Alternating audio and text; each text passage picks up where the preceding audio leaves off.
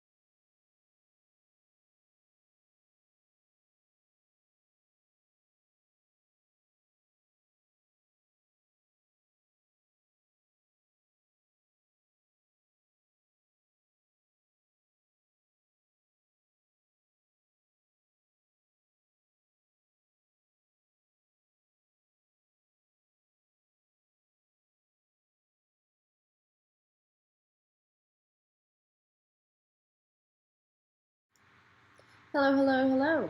My name is Danielle. Hello. Um, Hi there. oh, you're not on the shot yet. I was gonna do an intro. It's fine. Here's Marcus. Welcome, Marcus. Hi there. Hi everybody. From a little bit darker Stockholm. It's now getting to the point where we're actually really in the evening at 9 o'clock. This Yeah. wasn't like 3 weeks ago when we had our last broadcast. It was still really bright outside at 9 o'clock. Now it's definitely evening time, and so it's a change of light for sure here, which is going to be getting really quicker and quicker as we move into September and so forth. That's the trade-off, Exactly. as you say. Well, and Yeah. then how long is it basically dark for the majority of the year? How long does that happen? I mean, when we're at the darkest time at the end of December, we have maybe it's a half light, so to say, for like maybe 4 or 5 hours in the middle of the day, but it's really dark at 4 in the afternoon, and it doesn't get bright out until like 9 in the morning. But still, it's a very dusky kind of light, so it's yeah. Nice. So, what are we going to be talking about today? The M400. Yes, we're going to talk about the M400 Melotron, which we have here behind me. We have the, that's the guy. Yeah. That's a digital one. So that's the M400, and you can see it better now. So that's the M400 that is all the way down to the floor. It has now a very unusual plexiglass panel here, but usually this is white, so you can't see the inside of it. But for demonstration purposes, I have a plexiglass panel right there. So this model came out in around about 1970, mid 1970, the very first ones. But most of them started shipping, I think we're pretty certain about in 71. And this was, of course, the Melotron company came up with this idea when they had come out with the Mark II Melotron, which we've spoken about before, and many people might know about how that looks. That's a behemoth, a beast of an instrument, which is 2 manuals, speakers, motors, and whatnot, that weighs about 300 pounds or something like that. Danielle knows. She's lifted one at NAMM. Oh yeah. So, and just in terms of Melotron genealogy, it went from Mark II to the M400. Were there any Melotrons in between? We have the 300 in between there Okay. also. So yeah, that's the 300, and that's something literally also in between functionality wise, and it never was very popular. It didn't take off at all. We believe there's about 30 to 40 of them. There were 30 to 40 of them made when you look at the serial numbers. And this was it didn't have a speaker, but it had a bigger keyboard, which looks like you have like 5 octaves of for the sounds, but it's a bit of a what do you say? It's a bit of a misconception. Mirage, huh? A misconception. Yeah, that also, but it's a bit of a mirage because the left 2 octaves roundabout are just on most sounds are rhythms. So the Mark II Melotron had three sounds for each station. So flute, strings, and cello, for instance. Well, not cello on the Mark II, but it had like a trumpet or something, or like a saxophone. Saxophone is correct. Trumpet was also not in the Mark II, as well as not the cello. It's just a common frame for the 400. In any case, so everything was stored on 3-track tapes. So you had, when you had a bank set up for the Mark II, you had 3 sounds, 3 tracks, flute, strings, and saxophone, for example. Then you would press a button and it would cycle, it would spool the tape to a different station where you had three more sounds. So the 300 also had this, but it only had 2 channels. It had 1/4-inch tape, so it only had 2 tracks at once. But it had the same 6 stations, just like the Mark II. But the Mark II had a keyboard to the left also that had rhythms and fills on it. That was a completely independent mechanism where you could again have 3 sounds at once and then select between 6 different banks. The 300 Melotron is a weird compromise of all of this. So it has the 6 banks, but it's only 2-channel 1/4-inch tape. So it only has 2 sounds per bank, so to say. And even though you don't see it, the left 2 octaves are 1.5 octaves. It's more like it. So those are mostly rhythms. So it looks like you have like a huge keyboard, but it's only true for the strings, which is useful, of course, and the piano and an organ. I think that's it. Those were the 2 masters, the 300A and B masters for the 300. But so it's only 3 sounds that go all across the keyboard. On the most of the sounds only have 35 keys, which are the right hand 3 octaves, and then the left hand side is bossa nova and rumba and stuff like that. And I guess that was one of the reasons why this was not a huge success in the studios, which it probably could have been, because as we now know, and we researched this carefully, Led Zeppelin, for instance, used it on the Rain Song for the string part. And that is, if I remember correctly, the 300B strings. And one could just imagine that maybe by coincidence, that studio that they were recording the Rain Song in, probably it had a 300 Melotron. There was no other way at that. This is also before the 400 came out. So this is definitely a 300 sound. But you can imagine the guy sitting there and pressing the buttons. Oh, let's try a different station here, and then it's got this weird rhythm on the left hand side, and why is there no oboe or no other string here, or some more useful stuff, so I can they tried to do 2 things at once: cater to the home organ audience and to the studio buyers, the professional buyers, and I think they landed somewhere in between. So let's say it's 1972 and I want a Melotron M400. What are the stock sounds that I would have gotten? Those would be, they had a list of selections of sounds. I do have some lists like that. I don't know if I'll have them ready to pull out. So that's cool. You would just like pick the bundle of 3 sounds that you'd like. That's awesome. Yeah, exactly. Yeah, they had some pre-made masters, which we all have, of course, and they were you had options, but the by far cheapest one, I think, what it went like was you had like, if you got the tape frame with the Melotron, and that was most of the time it was flutes, strings, and cello, and that's like literally 80% of all the tape frames we find in Melotrons have this configuration.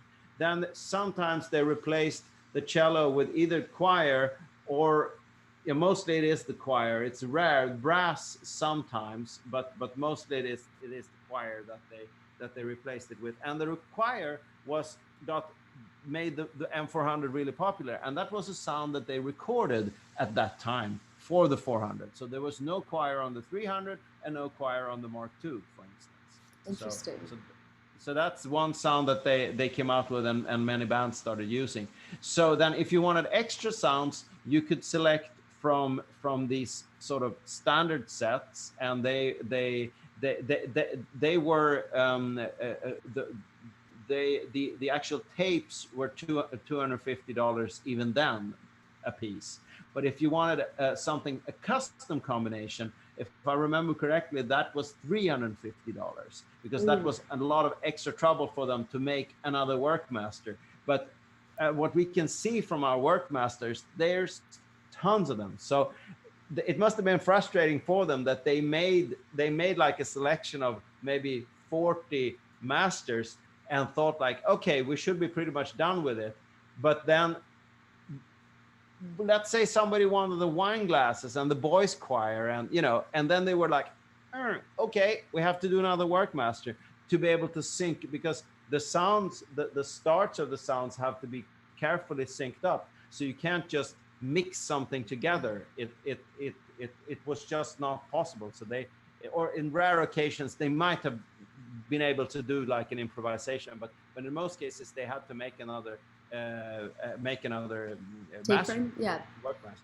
So, how often were people really requesting for their own sounds? Because nowadays, if I have an old M400, I could send you a Pro Tool session, and it's a lot easier to then put that to tape. So, were Yeah. people just writing in saying, "I want wine glasses, I want a rock guitar," and they were making these? Yeah, Or? if they would order, you could order combinations from that list that they had, Uh-huh. so to say, different combinations that were not necessarily in the predefined masters, so to say. So that was comparatively easy for them to do. But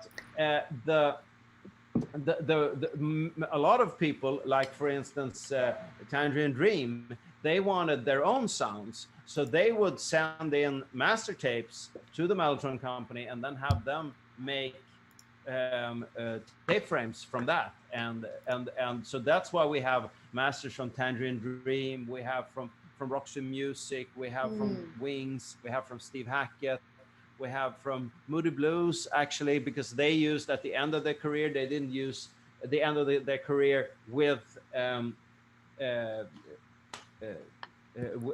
with the original keyboardist that I'm just now blanking out the name of, uh, which is ridiculous. But in any case, they used the Mark V Melotron, which is a double manual 400. So they had some custom sounds made also, but then there were people like John Keating, who was back at the time a well-known, what shall we say, classical composer in the classical vein, and did also soundtracks and stuff. He wanted some percussion sounds, so he recorded a gong, for instance, that they dip in the water, and he recorded 3 octaves of drums starting. And if you've ever thought about it, 3 octaves of drums, that's like ranging from the bassiest timpani you can ever imagine, like a really low rumble of timpani, to something that sounds like bongo drums that are about this size. 3 octaves in drums is a ridiculous range, but he did it, and it's useful. It's a great thing. But you can understand that if that it was a very convenient thing for him to have, not having to drag out everything from like a big timpani to like some small bongo drums to get different drum samples, as it Mm-hmm. was, even though the term wasn't used back then. So it could definitely be done, but it was a lot more complicated. So there's a lot of famous Mellotron involved songs. What are some specific songs that are from the M400? That would be definitely the live stuff that many of those bands recorded at that time. Led Zeppelin song remains the same. That live album, you can see it because it was filmed also. Mm. Yes Songs, which is a triple live album that sold truckloads of, believe it or not. records in 72. I think that came out. That's all 400. If we continue down the prog route, it's almost, many of the 70s prog albums are 400 albums. Rick Wakeman's Six Wives of Henry VIII is one album, and if David Bowie used it also on his Diamond Dogs album, for instance. Elton John used it on Goodbye Yellow Brick Road. I mean, it just goes on and on and on. Wow. It's the 400 is, if we're talking about starting around about 1972 and onwards until like 78, 79, when it came out of vogue, so to say, it it it it's on all records. You could almost say that had Melotron on it. There's just a few exceptions, which one that would be changes with Black Sabbath, which is recorded on the Mark II, but otherwise the Mark II it had too many quirks. So because of this station selection thing, and if one tape would break, it would be a specialized service engineer take him half a day to fix such a Mm. problem. So it was just so much more And complicated. and size, right? Yeah, Just exactly.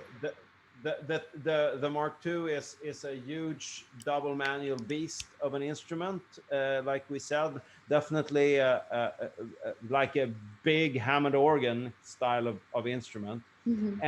And the 400 we can see here is a fairly tiny little guy, and it has one keyboard, 35 keys, so it's practically 3 octaves, and you have 3 sounds. In this case, flute, and in this case, strings, 3 violins, and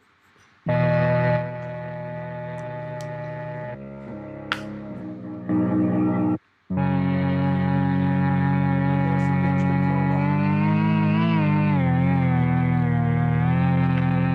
Something that many of the 300s, to people's great dismay, the A version of the 300 didn't have the pitch control, which was frustrating as hell, especially since I've seen 300s that were exported to United States without the pitch control, which made them go at the wrong speed, of course, because the Wow. motor was running at 50 hertz and you have 60 hertz over there in the United States. So they had a voltage selector, but I don't know how they were thinking when they didn't put in a pitch control.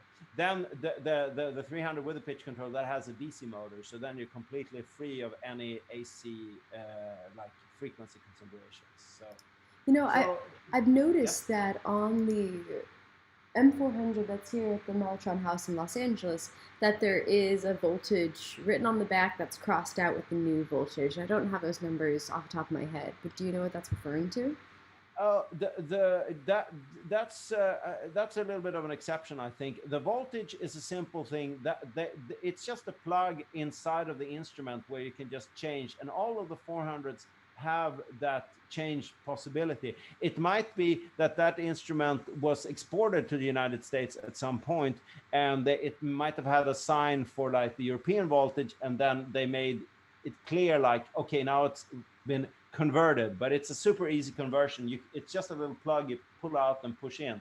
And the 400 also, of course, has a DC motor, so there's no worries about the frequency. But on the 300, it must have been a nightmare to receive that 300 Melotron in the United States that you had been waiting on for such a long time, and then it's a fifth or something like that off, Oh yeah. which must have been a real nightmare. And you can't do anything about it if unless you buy this big ass frequency converter, which is a much more complicated thing than a voltage converter. So that's that must have been a nightmare.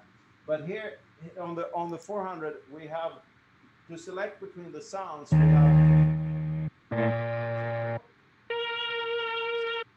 the strings and the flute. And what I'm doing here with the track selector is I'm moving the head stack, so I'm moving between the 3 tracks of the tape actually.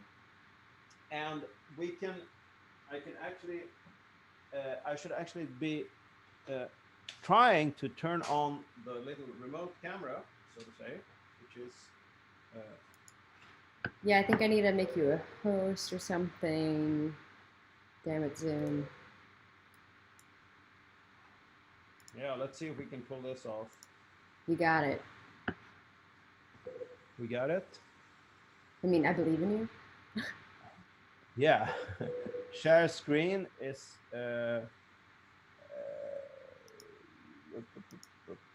do we have you, I don't, yes, uh, phone via cable share. Are we, is this working? It's showing my photos, I guess. I think you should navigate to the camera. I do have the, yes, I do have the camera going. So are you seeing this? Yes. Okay, good. All right. So here you have the control panel, very simple. The volume, the tone, and the pitch. And here, so there you have the pitch regulation. And here is the track selector. So flutes, strings, cello. So, um, so here, and you can actually also see, I shouldn't forget this, when you play, you see the tape traveling. Wow. So these are the actual tapes inside of the instrument that are being played, and they're being pushed into a little box, a steel box, and then the spring is. It's hard to hear when you're talking and playing the Melotron. Just so you know. Oh, am I drowning out myself with the Melotron? Just a little bit. Okay, yeah. Well, so it's the each tape has a spring that pulls the tape back, so the tape return is really quick. You can see that there. That is Mm-hmm. just zips back real quickly. And there at NAM we get a lot of these questions. People saying so there are loops inside the Melotron, and I'm like, no, it's not loops, it's strips. So it has a start point and an end point.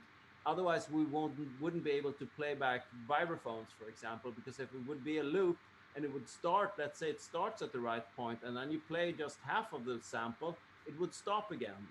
There's no way that the loop would know where it is. But a strip of tape that has a defined ending, it and it's pulled back with a spring, the instrument knows all the time where when it's back at the beginning, basically. So I'm going to show you how fairly easy it is to change a tape frame, even if you're just using one hand. Oh damn! I feel like I'm at the NAM show again. Exactly. Do you ever, when you do this, do you want to turn off the motor? I would definitely, for beginners, or so to say. Normally you would turn off the motor, but I've done this a couple of times, so I'm gonna Could take you, the risk, could you and I can repair. go? I was Huh? just gonna ask if you could zoom into the motor. Maybe we can see it a little bit better with the iPhone. Oh, you mean like the flywheel and everything? I'm gonna lift off the keyboard here so we can see actually the capstan and all that jazz. I'm Okay. gonna put the phone down for a moment. So. It's a nice red chair.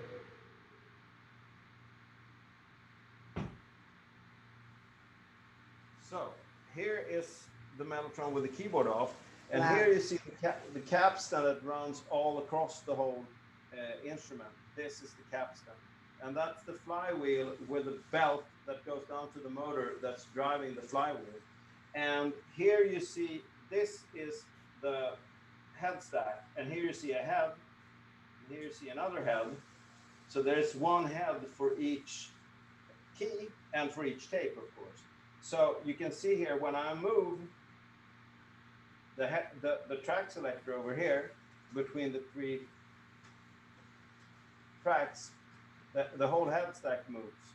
All of the Oh. heads move at once. So That's how you select one of 3 tracks on this tape. And for anybody with a good sense of eye measure, this tape looks really weird, and it's true. It's something between half-inch and quarter-inch tape, which is 3/8 inch, and that's a very suitable format for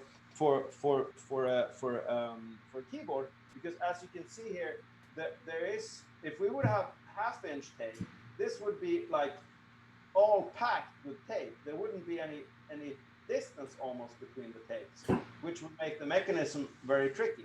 And quarter-inch, that's wasting a lot of space, or just 1 out of 30% of the tracks, which is what's going on with the on the 300.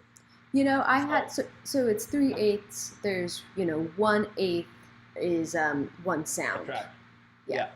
I always had the theory, or I guess it's been really a relatively new theory, that if they had done 4/8 or a half-inch, then you would be able to mix A and C, by duplicating A to the last track. No? Because if you have A, B, and C, you can only mix between A and B. You can only mix between B and C. You can never get that A-C mix.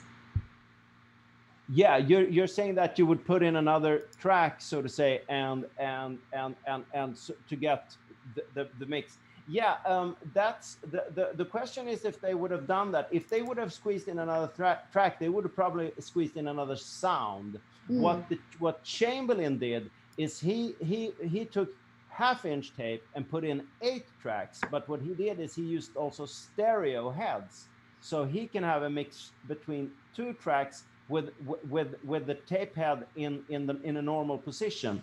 Here, when you're mixing 2 tracks on a Melotron, the phone didn't want to do this. Here we go. Fantastic.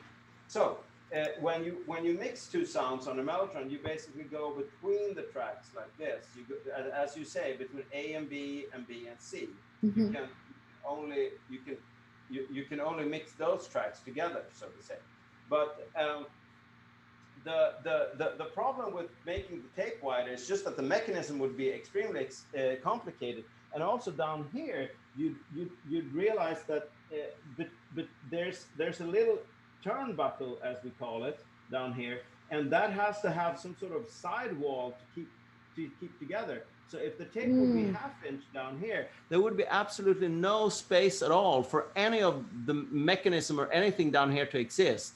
The Chamberlain did a completely different thing. He had rolled up on small spools and had a motor driving them, so that would make the return. But the distance between the spools is just like it's a millimeter. It's like half of a tenth of an inch between each of these spools. So the whole mechanism gets so much more complicated if you're using half-inch tape. Now the 3/8 tape, the only drawback is you can't buy it. You have to cut it yourself, which we're doing, of course. So that's but 3/8 has actually a bunch of benefits to it, because also then you can like this. You can actually, here's, by the way, the spill box that I was talking about. So when you play the tape, the tape is pushed into this box by a pressure roller here. There's a roller on the keyboard. Looks like this. There are the rollers, and then there's the pad that presses the tape against the head, roller, pad, and so the roller presses against the capstan, and the pad presses the tape against the head, and the tape is pulled into this spill box, and then the spring, like we saw, pulls the tape back down into the tape frame down here. But let's say you got tired of your 3 violins and cello and flute, you can actually do this. You can, and it's a bit tricky to do with one hand, but it can be done like this. This, and then you loosen this screw and this screw, and now I think I will have to let the phone go for a moment.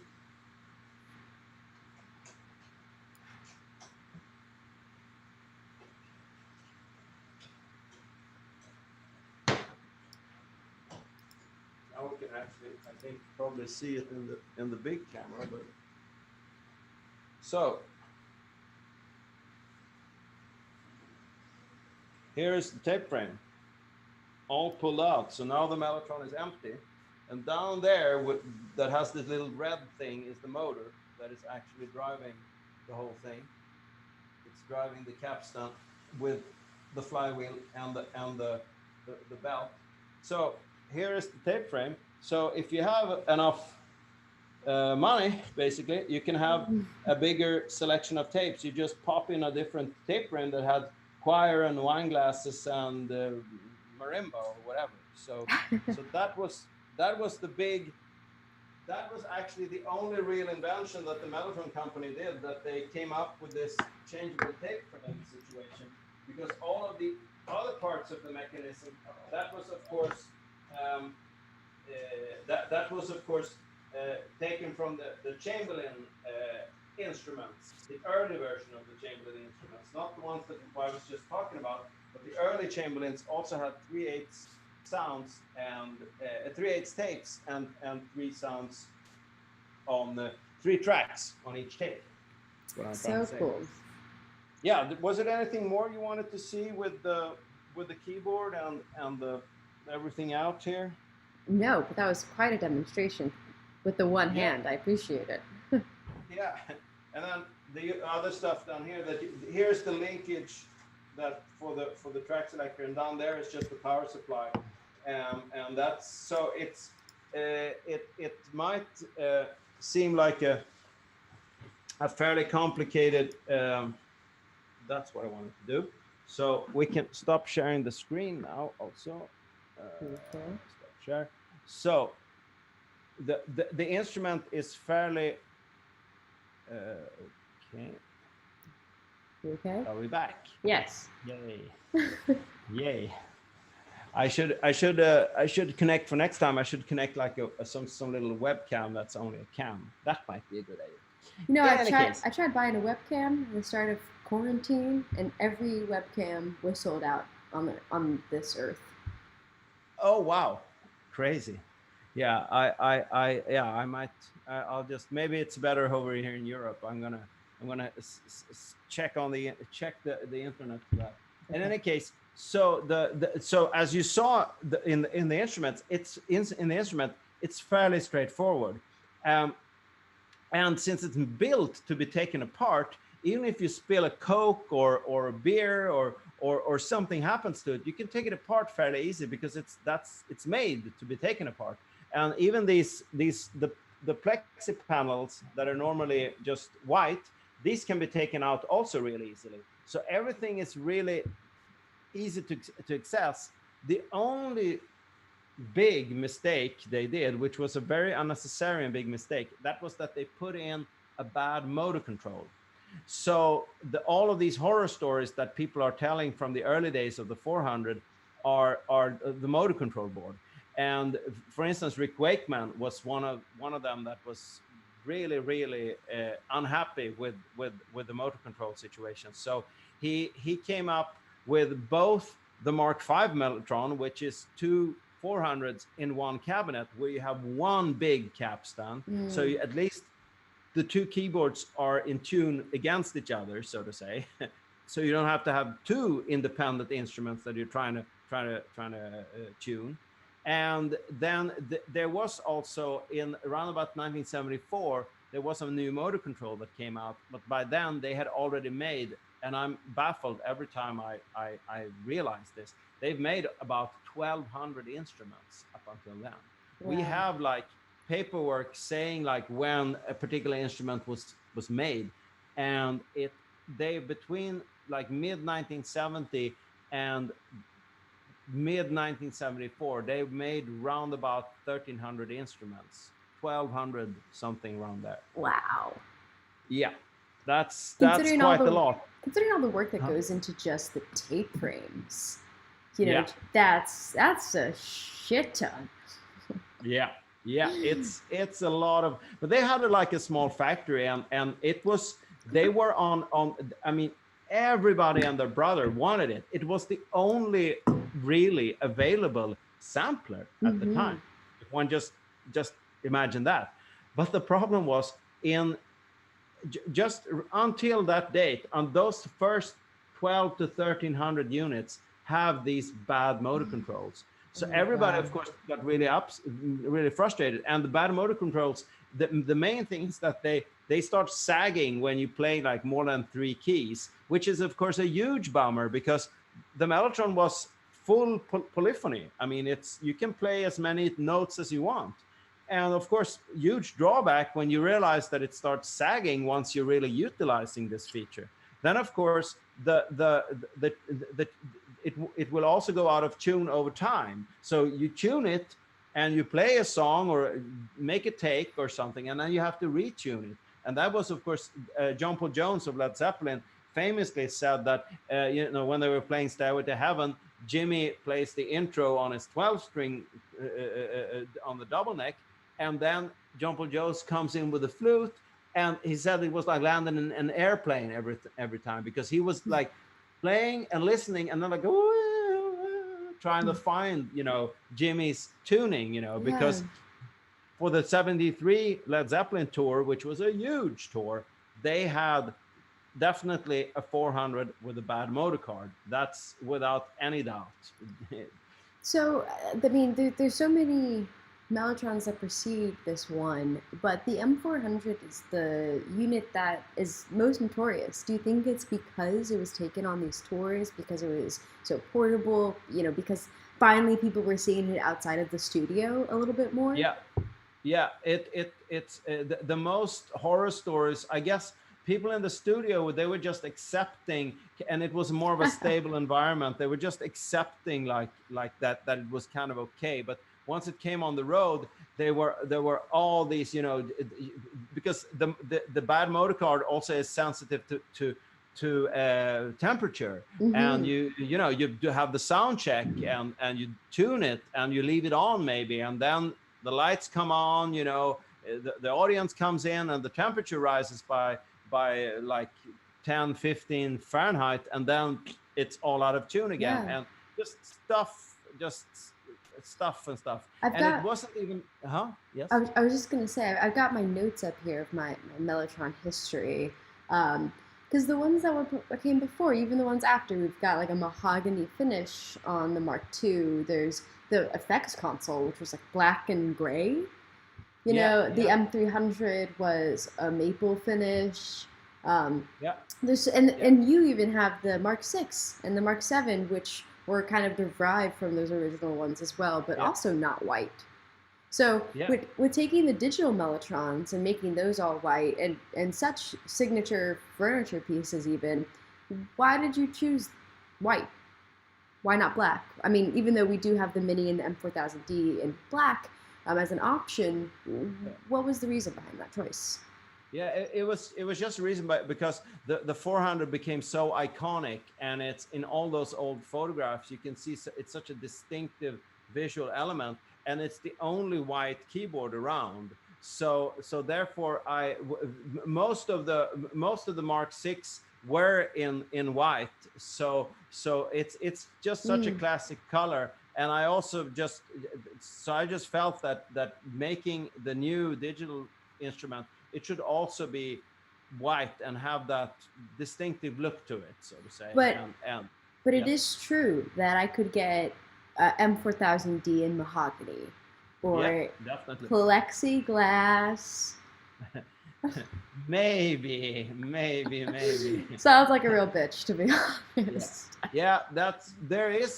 There are two 400s in plexiglass. One is in the National Music Center in Calgary, Mm. and the other one is some collection in Italy, I believe.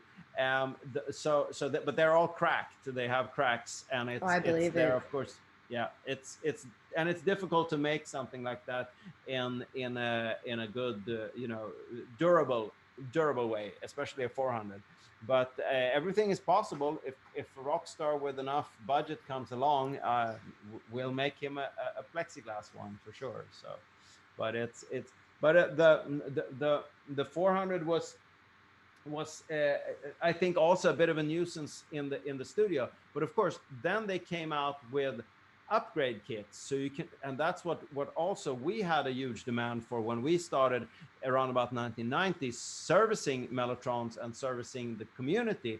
That was the those motor cards, because a lot of people still hadn't done the upgrade at Yeah. that time, and to make it useful, you really had to do the upgrade. Famously, at least in our little world back then, famously the Swedish prog bands, the newer prog bands that came out, Anecdoten and Anglagard, for instance, that went to LA, they demanded that they would be refurbished and modified 400s for on-stage use, because otherwise it would just be a nightmare when they would be out of tune. So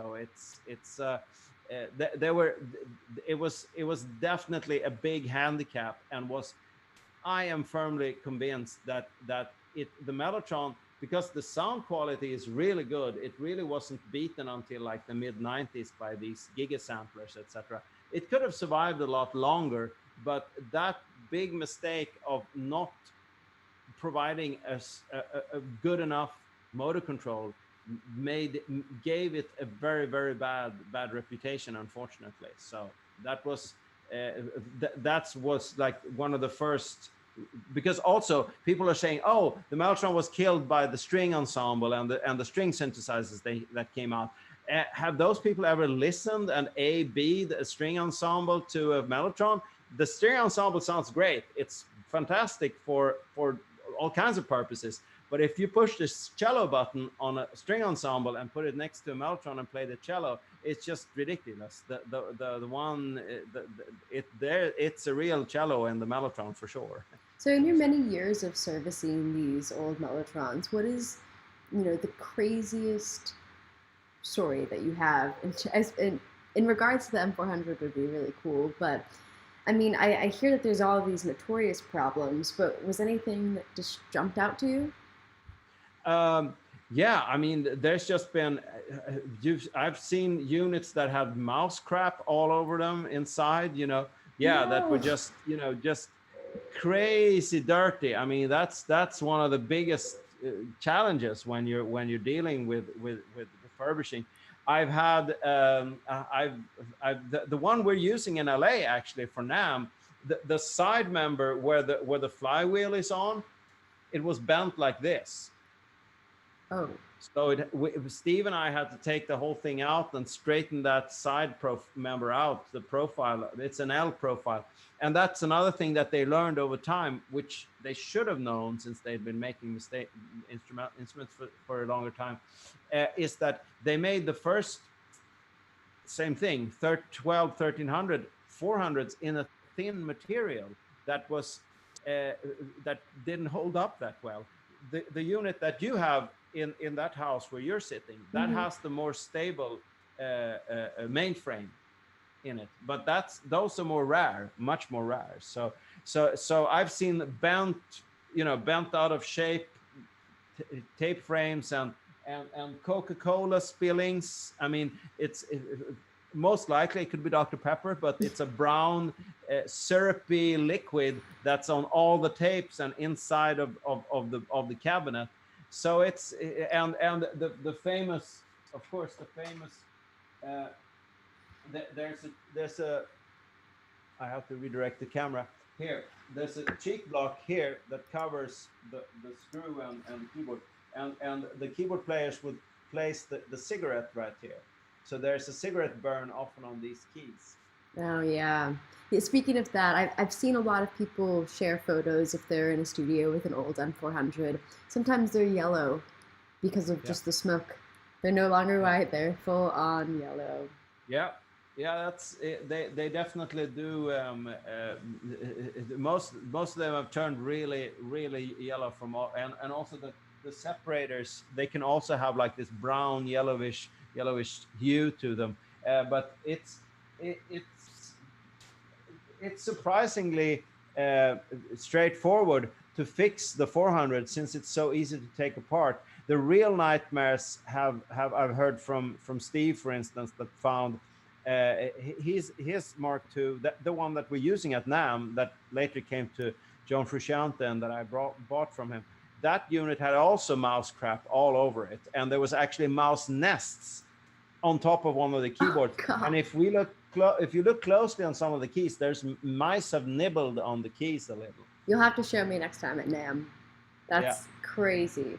Well, are yeah. these parts easy to find nowadays? If you're trying to, No, no, yeah. no standard stuff inside a Melotron, so to say. Not even the screws are standard, unfortunately. They're Mm, British Association size, which is not metric, and it's not inch, and it's not fine inch, and it's not coarse inch. It's nothing standard.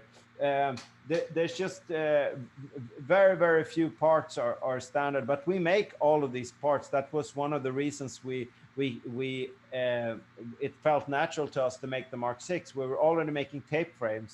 We were making keyboard replacement keyboards for the 400, and then you just and rollers and on and on and on, and then that was one of the reasons it was relatively easy to start producing the whole instrument. So with the Mark 6 and the Mark 7, it was more like, why don't we just create a unit that is necessarily universal and like, has an actual plan and notorious mechanisms that will work for Yeah, this project?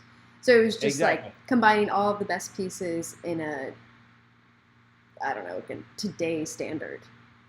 Yeah, exactly. I mean, the size and the format of the 400 is really a good. It's a good idea overall. There was just some very important tweaks. The motor control, the motor also, because the Mark 6 has a half speed possibility, and you can even tune it down to quarter speed. So there's like you by using a better motor, it works a lot better.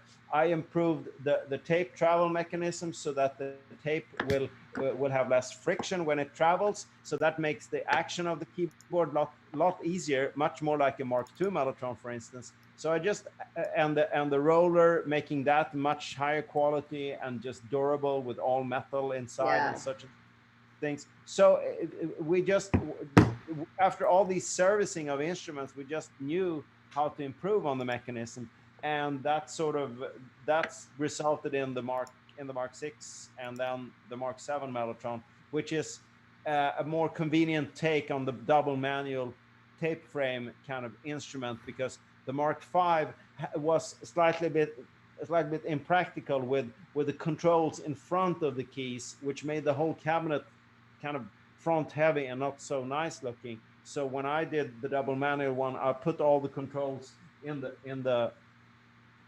lid here that Oh has yeah. has like a slanted piece like this on the lid of the Mark 7, and I put all the controls there, similar to a Mark 2, but in the same format. So from the side, a Mark 7 looks like just like a Mark 6. So it didn't get any bulkier, and like the Mark 5 is much bulkier and not such a nice looking instrument. Incidentally, the Mark V, if people want to have a peek, if they want to do a bit of research, they can check out this Led Zeppelin 1977 tour, where they used a Mark V Mellotron on stage. It's a black behemoth of an instrument, but it's one of the few occasions that those instruments went on tour. Wings also toured with one, and the Moody Blues, I guess, toured for a short while with one. But it's of course, you have two keyboards, so you have 6 sounds available, but you have the tape frame that you can change at the same time, and that one came in 75, 76, so that has the good motor, so Mm. everything works really well on those instruments. But many people probably wanted to stick with the M400. No. Yeah, for exactly, because it was prohibitively expensive. I mean, the in 1973 the 400 was $4,000, and that corresponds to like a medium class car is round about that price. And the Mark 5 was twice. It Wow. was twice that. So Back to the M400's era, or prime. Do you have a favorite live show, a favorite record that was the M400 was featured on? I'm leaning towards. I mean, Diamond Dogs is a cool. It has a lot of cool use of the 400 with David Bowie, of course. And as far as live shows, it's. I would say the King Crimson Red era. They toured with two 400s, a black one to the right and the white one to the left. And Robert Fripp, Nice. yeah, and Robert Fripp had a black pianette on top of his, and David Cross had a white pianette on top of his white Melotron. So it's a very beautiful setup. So I would, and they were, in my opinion, on top of their game with Red. That album is my favorite King Crimson record, and so I would say that would probably have been like the those when there's a good photo of a show like that, and there's some good footage on YouTube live with them having that setup. It's pretty magical. Starless with that setup live is it's a killer. We haven't talked about King Crimson, which is kind of sad. You next Yeah, week. Do you want to talk about King Crimson? yeah. We've touched on them on several occasions, but we haven't Exactly. devoted the whole show to them. So we should probably do that. That sounds like that's a really good idea. And there's some pretty good that there's two pieces of footage that are one is absolutely stunning. That's the one I was talking about with the two Melotrons. And like I said, it's a good era of them, so to say.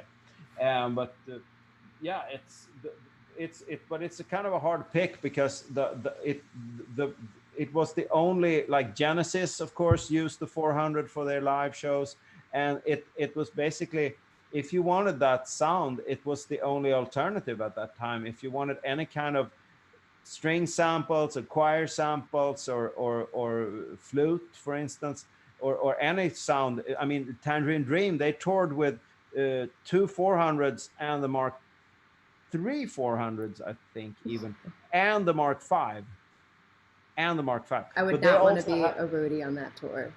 no, but exactly, but they had a truckload of synths also. But they had their on Ricochet, which is one of their. Uh, it's not officially a live album, but it is recorded live, and you can hear those sound effects in some passages. For instance, there's some mumbling voices that they like that they recorded, and we have on the expansion cards. And if you and it doesn't sound that exciting if you just listen to the samples, but they had put it through Benson Echorex, so that mumbling gives it just this haunting, like, weird What was it that they effect. processed that sound with? Benson Echorex echo unit. You Cool. need to read up on that one. Pink Okay. Floyd sound. Oh shit! Early Pink Floyd. It's all yeah. That's all Benson. It's a green unit, and it's not a tape. It's the same principle as a tape echo with a magnetic recorded sound, so to Mm-hmm. say, that comes back. But it's a disc that has the it's or a cylinder, one should say, but it's a very low cylinder, and you can imagine it like having on the rim of the cylinder having like a tape. It's not a tape, but it works that way. Mm. So, and then there's heads all around that cylinder that pick up, some of them record and some of them play back. So it's quite legendary. I'll there's many bands that use that unit. But if you see an early Pink Floyd, and we're talking about like from 67 up until like 71 or Okay. something, green, it's they're like green boxes like that they have both Rick Wright and Dave Gilmour has, and Roger Waters also have. So his yeah, bass sound. I'll need to do my homework. But that Tangerine Dream set on the sound card, I think it's sound card or two, right? Yes, Soundcard 2. So Yeah. good. Yeah. So fun. There's so much to explore in there. Yeah. They recorded an 8-track tape or I should, the Melotron company recorded an 8-track tape of sounds, because they sent them quarter-inch masters, and then they were transferred to Workmaster, and so they had 8 tracks on that. and most of it, or I should say half of it approximately, is BBC sound effects, more or less. That's more like standard sound effects from like church bells and cars driving by, doors Mm. closing, people running on floorboards, and what you could think of from the sound effects library. And then half of it is their own sound effects, which is partially synth sounds that are really, really hard to make, and like a backwards piano through a Benson Echo Rack. That's not so easy to create live on stage, playing a piano backwards. So, and then these voices, mumbling voices, and different synth effects and stuff. So there's a lot of stuff in there. So cool. I'm glad that today we kind of focused in on the M400. The whole conversation has really sparked the topic for a lot of other broadcasts that we can do. Like next week, we'll Yeah. do King Crimson, Tangerine Dream. I don't think we've done a dedicated broadcast No, towards, but we could no dedicated. Yeah. definitely do that. I've got on my list Grimes, her new record, covered in Melotron. Every time I listen to it, I hear another Melotron in the background. Oh wow, Yeah, really? it's Wow. very, very Yeah, cool. that's I remember when that came up, that she had bought one. I'm also, now we're turning a little bit to more of a private conversation here, but just so, before I forget it, listen with headphones to Taylor Swift's new track Cardigan. Okay.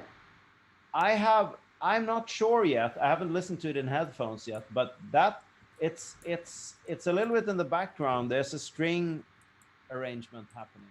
I'm just really curious because she's used the Melotron before, uh, through her different producers, and I'm just curious. I would be curious to know. And of course, her keyboard player has a 400 that I worked on, and he has a mini also that he. And then they have a mini also for their backline, so to say. But Nice. he's very much a Melotron addict, so to say. Yeah. Well, and I think we need to do a whole month on the Beatles. You know, 1 week Paul, next week John. I don't know Yeah. if George or Ringo ever got on that train, but They reportedly they had, all of them had a Mark II at one time or another. I should pick up that thread. I actually, the let me think now here. The the husband of his daughter is a musician, and he bought a digital Mellotron.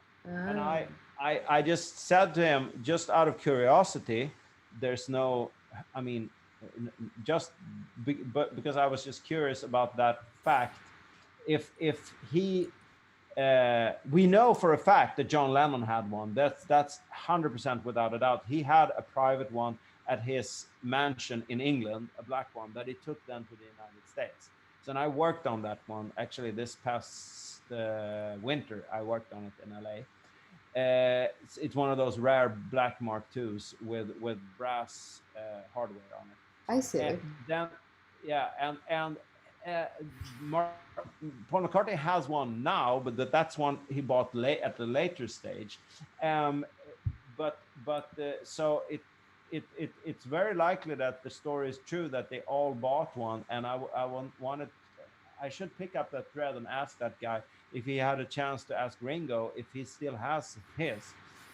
Well, we'll both give us ourselves some time to do our homework on that because I think what we should do, and we'll tell our few listeners out there, if we have our Beatles month be October, October 9th is John Lennon's birthday, and he would have been Okay. 80 years old this year.